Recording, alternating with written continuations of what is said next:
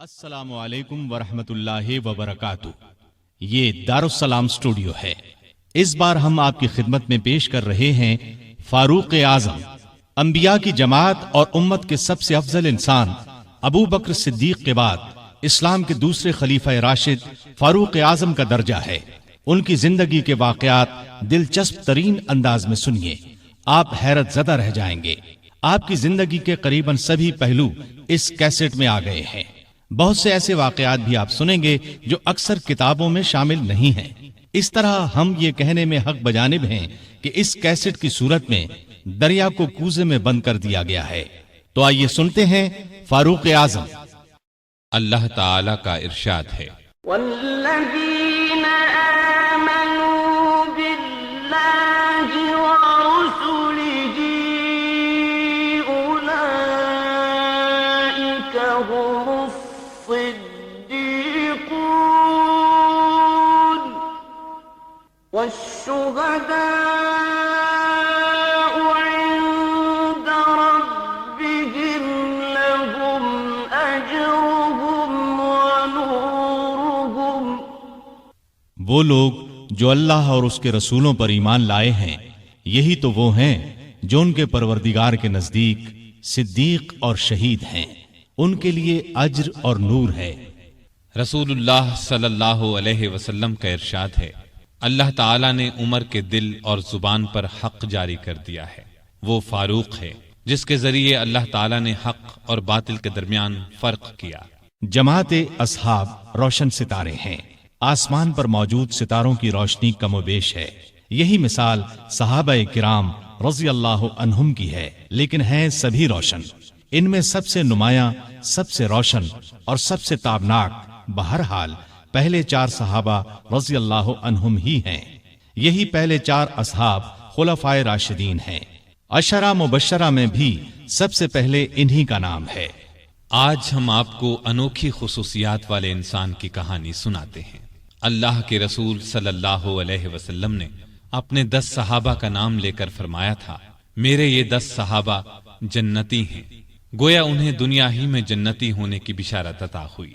ان میں سے ایک سیدنا عمر فاروق رضی اللہ عنہ ہیں۔ انبیاء کی جماعت کے بعد اور مسلمانوں کے پہلے خلیفہ راشد یار غار سیدنا ابو بکر کے بعد اس دنیا میں سب سے زیادہ فضیلت دوسرے خلیفہ راشد سیدنا عمر فاروق ہی کو حاصل ہے۔ نبی صلی اللہ علیہ وسلم نے ان کے بارے میں اس طرح دعا فرمائی تھی، اے اللہ اسلام کو عمر کے ذریعے سے قوت اور عزت دے۔ ان کے زمانے میں اسلامی حکومت 22 لاکھ مربع میل رقبے تک پھیل گئی۔ بعض موقعوں پر ان کی تائید میں آیات نازل ہوئیں۔ ان کی خلافت کا زمانہ بہترین اسلامی حکومت کا زمانہ تھا۔ اتنے بڑے حکمران ہوتے ہوئے دوپہر کے وقت شہر سے باہر گرم زمین پر کوئی پتھر وغیرہ سر کے نیچے رکھ کر قیلولہ کر لیتے تھے۔ ان کے واقعات اس قدر حیرت انگیز ہیں کہ سننے والے دنگ رہ جاتے ہیں۔ بڑے بڑے طاقتور حکمران ان کے نام سے کانپتے تھے، جبکہ خود ان کا یہ حال تھا کہ جسم پر کھردرا لباس ہوتا تھا۔ آپ یقیناً ان کی زندگی کے انوکھے اوراق پڑھنا پسند کریں گے، لیکن آج آپ پڑھنے کی بجائے سن کر دیکھیں، آپ کو ایک عجیب سا فرحت بخش احساس ہوگا۔ سیدنا عمر فاروق رضی اللہ عنہ ہجری سال شروع ہونے سے 40 سال پہلے 583 عیسوی یا 584 عیسوی میں مکے میں پیدا ہوئے۔ نبی کریم صلی اللہ علیہ وسلم ان سے 13 سال پہلے دنیا میں تشریف لا چکے تھے۔ والدین نے نام عمر رکھا، کنیت ابو حفص تھی، لقب فاروق تھا، یعنی حق اور باطل میں فرق کرنے والا۔ یہ لقب انہیں نبی کریم صلی اللہ علیہ وسلم نے عطا فرمایا۔ حضرت عمر کا سلسلہ نسب 8ویں پشت میں نبی کریم سے جا ملتا ہے۔ آپ نے دنیا میں آنکھ کھولی تو مکے میں قریش کی سرداری تھی۔ یہ قبیلہ اسماعیل علیہ السلام کی اولاد سے تھا۔ قریش کے آگے چل کر 10 کے قریب قبیلے بن گئے۔ ان میں نبی کریم بنو ہاشم سے تھے، ابو بکر بنو تیم سے اور عمر فاروق بنو عدی سے۔ 10 کے 10 قبیلوں کے سپرد الگ الگ کام تھے۔ مثلا کوئی خانہ کعبہ کی دیکھ بھال کرتا تھا تو کوئی حاجیوں کو پانی پلاتا تھا، کوئی جھگڑوں کے فیصلے کرتا تھا۔ بنو عدی کے ذمے 2 کام تھے، قریش کو کوئی ایلچی بھیجنا ہوتا تو یہ بھیجتے تھے، دوسرا کام یہ تھا کہ دو گروہوں میں جھگڑا ہو جاتا تو بنو عدی کا سردار فیصلہ کرتا تھا۔ بنو عدی کے گھر صفا اور مروہ پہاڑیوں کے درمیان میں تھے۔ عمر یہیں پیدا ہوئے اور پرورش پائی۔ ان کے والد خطاب بنو عدی کے سردار تھے۔ جس زمانے میں نبی کریم صلی اللہ علیہ وسلم نے نبوت کا اعلان کیا، خطاب فوت ہو چکے تھے۔ سیدنا عمر کے بچپن کے حالات کسی کتاب میں نہیں ملتے۔ اتنا ذکر ملتا ہے کہ بڑے ہوئے تو باپ نے اونٹ چرانے پر لگا دیا۔ اونٹ چراتے ہوئے کبھی تھک کر بیٹھ جاتے تو باپ مارا کرتا تھا۔ جوانی کی عمر کو پہنچنے تک لکھنا پڑھنا سیکھ لیا تھا۔ نبی کریم صلی اللہ علیہ وسلم نے جب اعلان نبوت کیا تو قریش میں کل 17 آدمی لکھنا پڑھنا جانتے تھے۔ ان میں عمر فاروق بھی تھے۔ اس کے علاوہ انہوں نے سپاہگری، تیغ زنی اور گھڑ سواری میں کمال حاصل کیا۔ گھڑ سواری کا حال یہ تھا کہ اچھل کر گھوڑے پر بیٹھ جاتے۔ کشتی کا فن بھی سیکھا۔ اونچے قد کے طاقتور آدمی تھے۔ چوٹی کے کئی پہلوانوں سے مقابلے جیتے۔ شاعر نہیں تھے، اشعار پسند کرتے تھے۔ تقریر کرنے کا ڈھنگ بھی آتا تھا۔ مزاج میں غصہ اور سختی تھی۔ جوان ہونے پر تجارت کا پیشہ اختیار کیا۔ نبی کریم نے نبوت کا اعلان کیا تو ان کی عمر 27 سال تھی۔ اس وقت قریش میں بہت اونچی حیثیت کے مالک تھے۔ مکے کے معزز لوگوں میں شمار ہوتا تھا۔ ان کے بھائی زید بن خطاب، بہن فاطمہ بنت خطاب اور بہنوئی سعید بن زید نے جلد ہی اسلام قبول کر لیا، لیکن عمر اپنے باپ دادا کے مذہب پر سختی سے قائم رہے۔ ڈٹ کر اسلام کی مخالفت کی۔ مسلمان ہو جانے والوں کو مارتے پیٹتے تھے۔ مارتے پیٹتے 6 سال گزر گئے، لیکن عمر کسی ایک انسان کو بھی اسلام سے نہ پھیر سکے۔ اس دوران میں کچھ واقعات ایسے پیش آئے جن کی وجہ سے وہ سخت الجھن میں پڑ گئے۔ کبھی اسلام کی طرف مائل ہوتے، کبھی مسلمانوں کے خلاف نفرت محسوس کرتے۔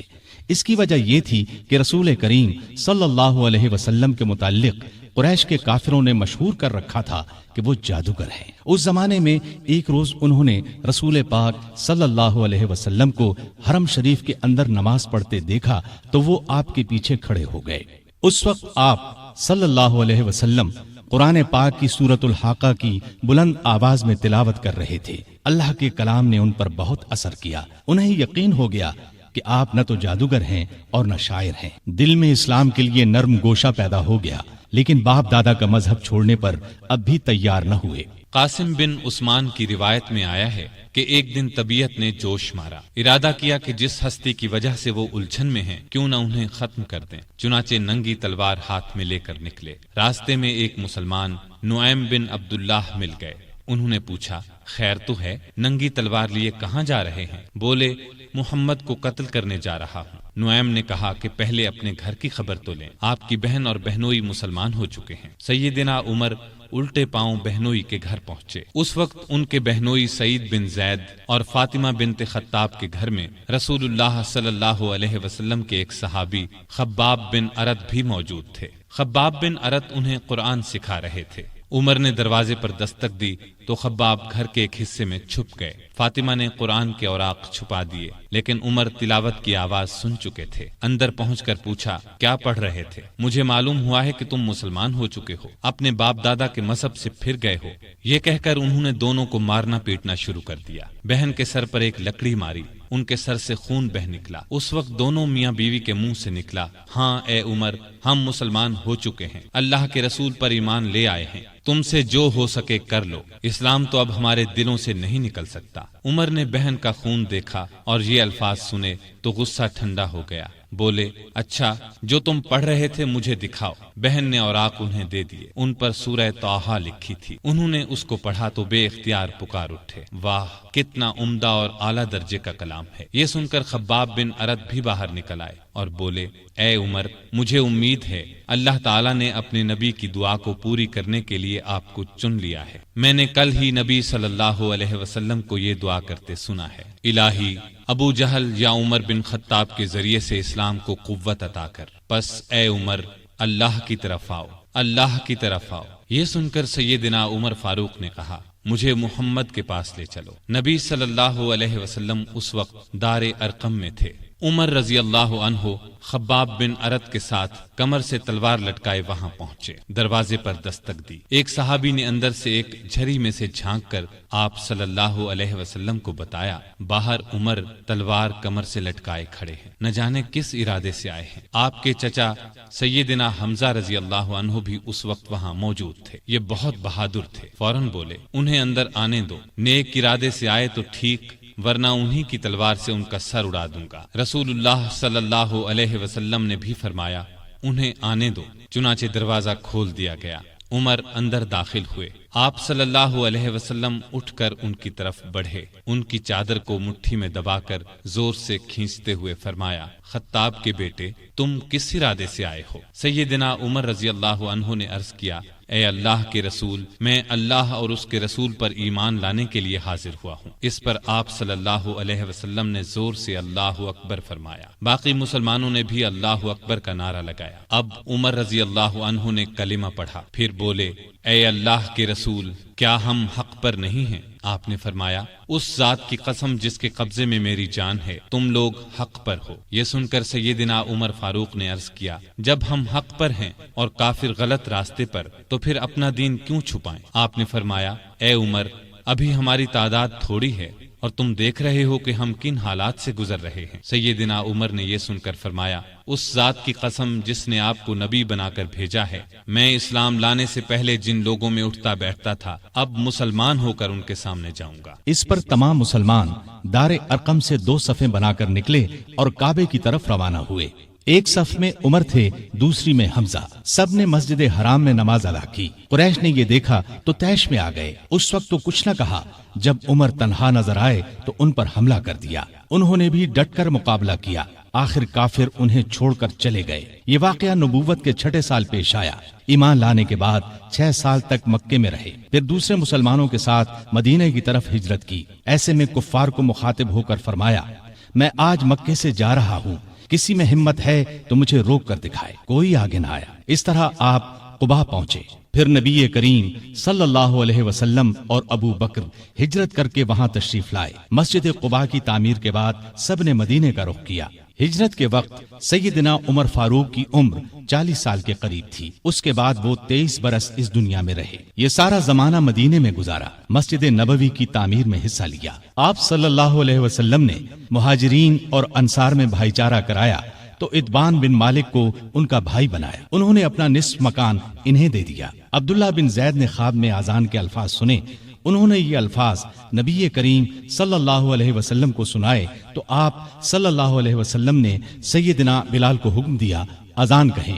جو ہی انہوں نے اذان شروع کی، سیدنا عمر فاروق اپنی چادر گھسیٹتے ہوئے آئے اور بولے، اے اللہ کے رسول صلی اللہ علیہ وسلم، اس ذات کی قسم جس نے آپ کو نبی بنا کر بھیجا ہے، میں نے بھی بالکل یہی الفاظ خواب میں سنے ہیں۔ یہ سن کر آپ بہت خوش ہوئے۔ آج تک اذان انہی الفاظ میں دی جا رہی ہے اور قیامت تک دی جاتی رہے گی۔ ہجرت کے دوسرے سال بدر کی لڑائی پیش آئی۔ سیدنا عمر فاروق بھی اس غزوے میں شریک ہوئے۔ اس غزوے میں انہوں نے ایک نامی بہادر عاص بن ہشام کو قتل کیا۔ یہ رشتے میں ان کا ماموں تھا۔ اگلے سال احد کی لڑائی ہوئی۔ سیدنا عمر اس لڑائی میں بھی شریک ہوئے۔ بدر کی لڑائی میں عمر فاروق کی بیٹی سیدہ حفصہ بیوہ ہو گئی تھی۔ نبی کریم صلی اللہ علیہ وسلم کی خواہش پر سیدنا عمر نے ان کا نکاح آپ سے کر دیا۔ اس طرح وہ رسول کریم صلی اللہ علیہ وسلم کے سسر بنے۔ ان کی بیٹی کو مومنوں کی ماں کا درجہ حاصل ہوا۔ ہجرت کے 5ویں سال شوال میں خندق کی لڑائی پیش آئی۔ سیدنا عمر نے بھی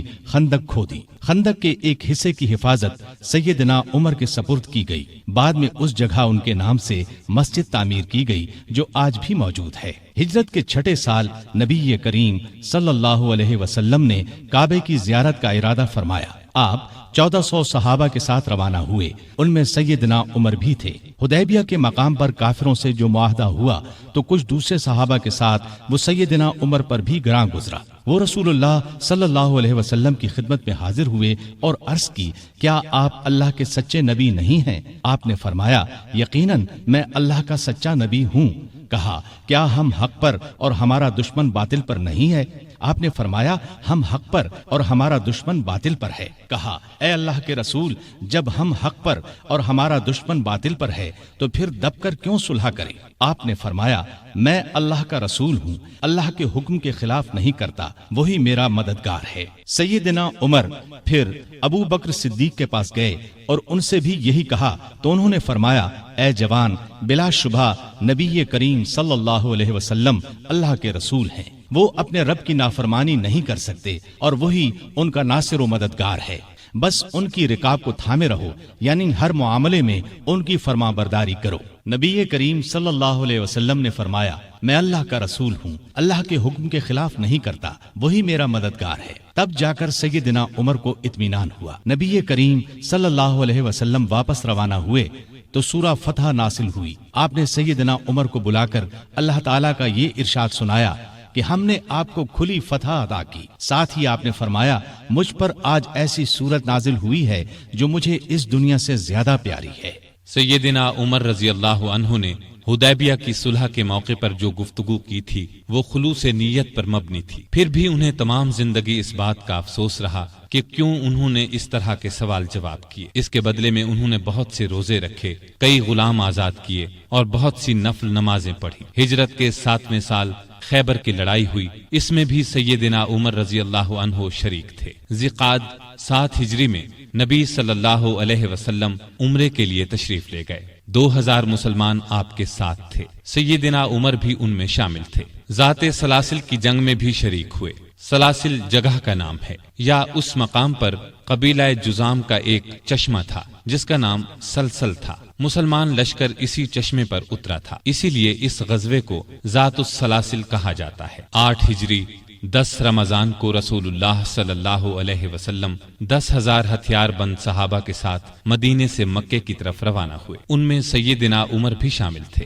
مکے سے کچھ فاصلے پر آپ صلی اللہ علیہ وسلم نے پڑاؤ ڈالا۔ اس میدان کا نام اب وادی فاطمہ ہے۔ قریش کے سردار ابو سفیان نے 2 آدمیوں کو حالات معلوم کرنے کے لیے بھیجا۔ پھر ابو سفیان خود نبی کریم صلی اللہ علیہ وسلم کی خدمت میں حاضر ہوئے۔ ایسے میں سیدنا عمر رضی اللہ عنہ نے عرض کیا اے اللہ کے رسول، مجھے اجازت دیں میں ابو سفیان کا سر اڑا دوں، لیکن آپ نے ایسا کرنے کی اجازت نہ دی۔ اس موقع پر ابو سفیان نے اسلام قبول کیا۔ ان کے بعد مکے کے باقی ماندہ لوگ بھی مسلمان ہو گئے۔ فتح مکہ کے بعد غزوہ حنین پیش آیا۔ اس غزوے کی ابتدا میں مسلمانوں کے پاؤں اکھڑ گئے۔ صرف رسول اللہ صلی اللہ علیہ وسلم چند صحابہ کے ساتھ میدان میں کھڑے رہے، ان میں سیدنا عمر بھی تھے۔ پھر سیدنا عباس رضی اللہ عنہ کی آواز پر مسلمان پلٹے اور کفار کو شکست دی۔ تبوک کی لڑائی کے لیے سیدنا عمر نے اپنے مال کا نصف حصہ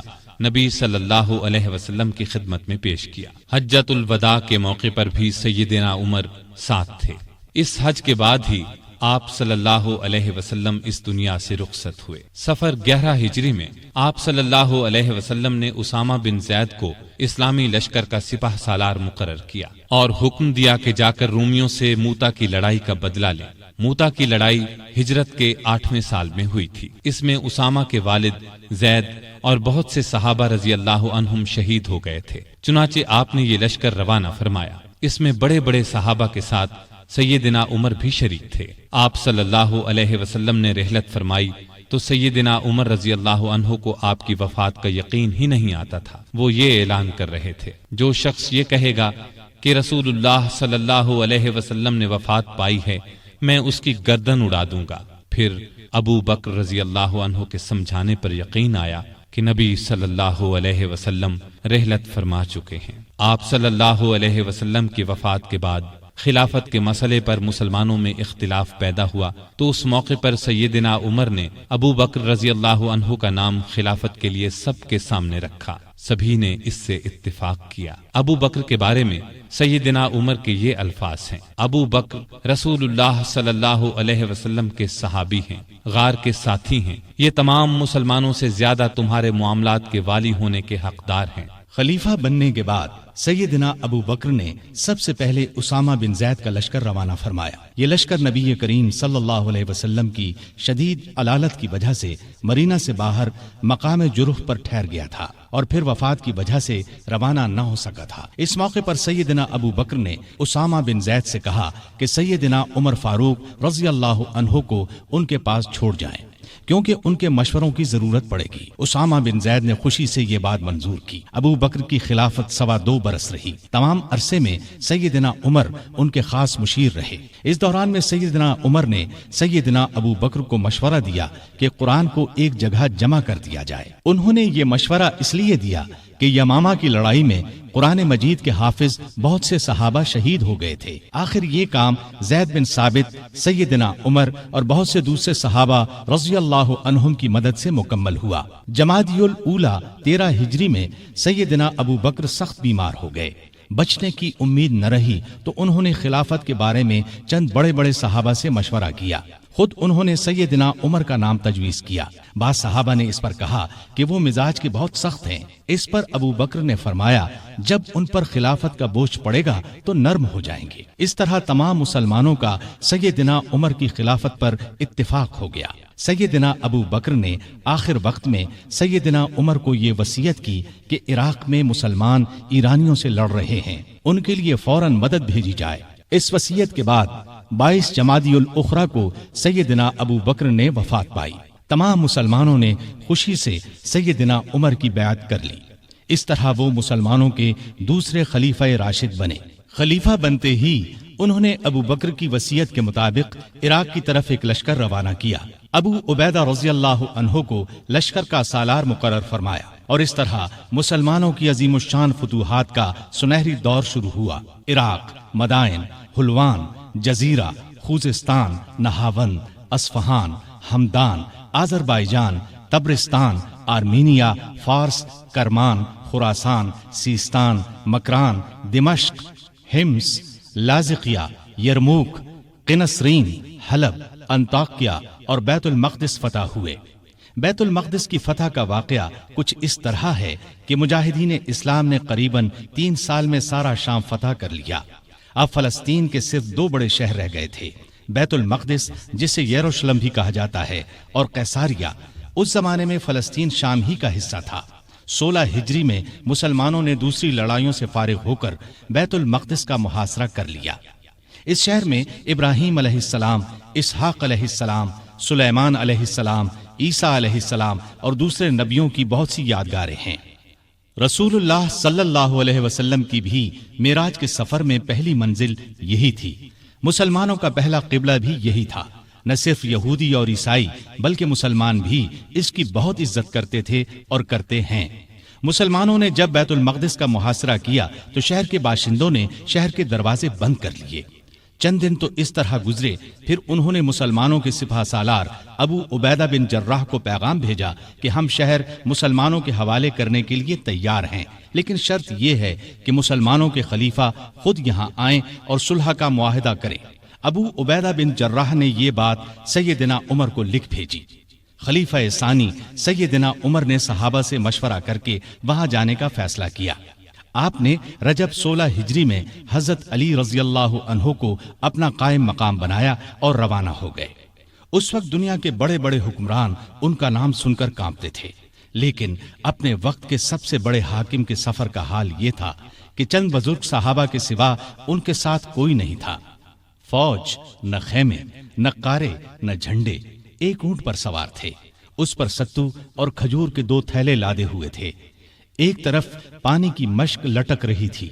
रास्ते में खाने का वक्त आता तो सब मिलकर खा लेते। आपका लिबास बहुत मामूली सा था। बैतुल मक़दिस के करीब पहुंचे तो सहाबा ने मशवरा दिया कि लिबास तब्दील कर ले। कीमती पोशाक पेश की, लेकिन आपने वो लिबास पहनने से इनकार कर दिया और फरमाया, अल्लाह ने हमें जो इज्जत दी है वो इस्लाम की वजह से है और हमारे लिए यही काफी है। गरज इसी हालत में शहर में दाखिल हुए। ईसाइयों ने शहर आपके हवाले कर दिया। मुसलमानों ने वहां एक मस्जिद बनाई, उसका नाम मस्जिद उमर रखा। ये आज भी मौजूद है और अब तक मस्जिद उमर कहलाती है। 14 हिजरी में मुसलमानों ने हिम्स को फतह कर लिया था। 17 ہجری کو روم کے بادشاہ ہرقل نے ہمس مسلمانوں سے چھیننے کے لیے سمندر کے راستے فوج بھیجی۔ اس فوج نے ہمس کا محاصرہ کر لیا۔ جزیرے کے لوگوں نے بھی ہرقل کو ایسا کرنے پر اکسایا تھا، چنانچہ جزیرے سے بھی 30,000 فوج آ کر ہرقل کی فوج سے مل گئی۔ سیدنا ابو عبیدہ بن جراح رضی اللہ عنہ نے ان حالات کی اطلاع سیدنا عمر فاروق کو بھیجی تو انہوں نے ان کی مدد کے لیے مزید فوج روانہ کی۔ دوسری طرف سہیل بن عدی کی سرکردگی میں ایک فوج جزیرے کی طرف روانہ کر دی۔ خود بھی مدینے سے چل کر دمشق آ گئے تاکہ نزدیک سے تمام حالات پر نظر رکھ سکیں۔ سہیل بن عدی جزیرے کی طرف بڑھے تو جزیرے سے ہمس کی طرف روانہ ہونے والی فوج کو اپنے گھر کی فکر پڑ گئی۔ وہ ہرقل کی فوج کا ساتھ چھوڑ کر واپس جزیرے چلے گئے۔ ادھر ابو عبیدہ بن جراح نے خالد بن ولید کے مشورے سے شہر سے نکل کر ہرقل کی فوج پر حملہ کر دیا۔ گھمسان کی لڑائی کے بعد رومیوں نے بدترین شکست کھائی۔ 4,000 رومیوں نے اسلام قبول کر لیا، 4,000 مارے گئے اور باقی بھاگ نکلے۔ اس لڑائی کے بعد پھر کبھی ہرقل کو شام پر چڑھائی کی جرأت نہ ہوئی۔ 18 ہجری میں عراق میں طاعون کی وبا پھیلی۔ اس میں بڑے بڑے صحابہ فوت ہو گئے۔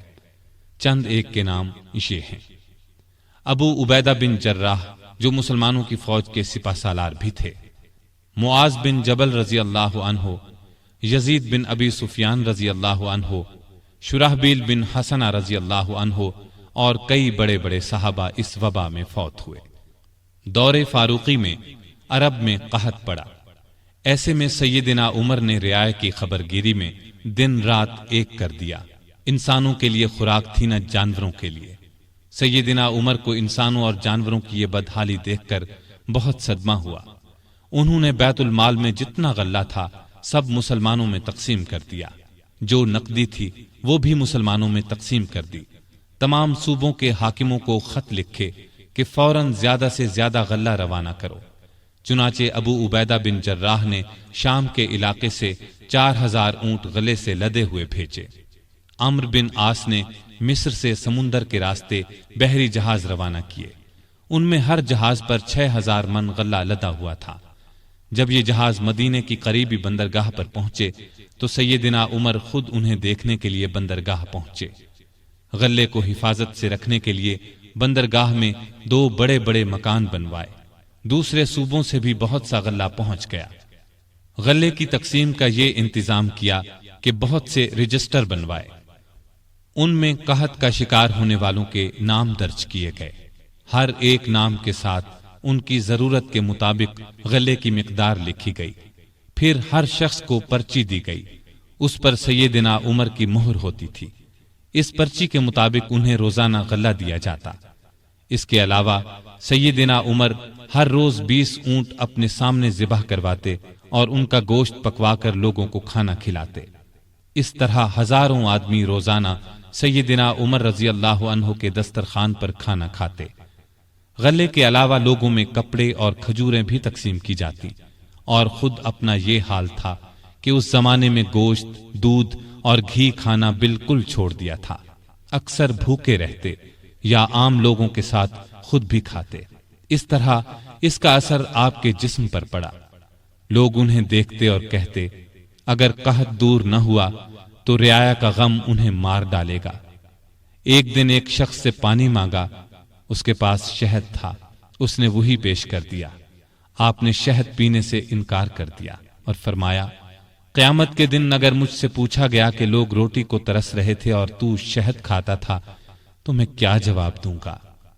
ایسا بھی ہوا کہ گھی کا برتن اور آٹے کی بوری اٹھواتے اور جہاں کہیں بھوکوں کا مجمع نظر آتا اپنے خادم کی مدد سے کھانا تیار کرواتے اور انہیں کھلاتے۔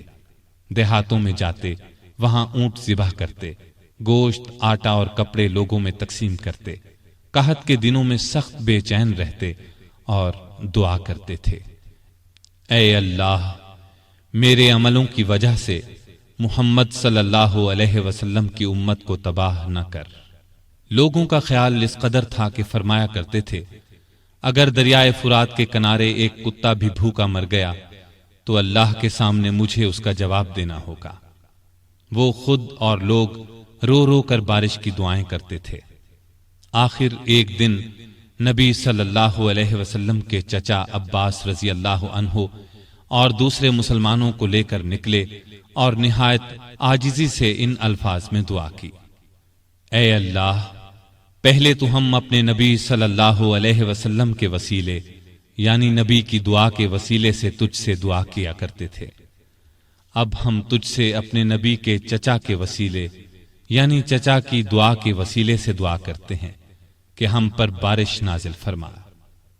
ابھی یہ دعا ہو رہی تھی کہ آسمان پر بادل چھا گئے اور ایسی موسلا دھار بارش ہوئی کہ ہر طرف پانی ہی پانی نظر آنے لگا۔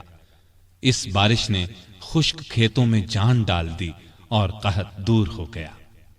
بیت المقدس کی فتح کے بعد شام میں قیصاریہ کا شہر باقی رہ گیا تھا، اس پر ابھی تک رومیوں کا قبضہ تھا۔ بحیرہ روم کے ساحل پر ایک بہت بڑا شہر تھا۔ یہ مہم امیر معاویہ کے سپرد کی گئی، انہوں نے شہر کو فتح کیا۔ 80,000 رومیوں میں سے بہت کم زندہ بچے۔ اب پورے شام پر اسلام کا جھنڈا لہرانے لگا۔ اس زمانے میں مصر کا ملک بھی رومی حکومت کے ماتحت تھا۔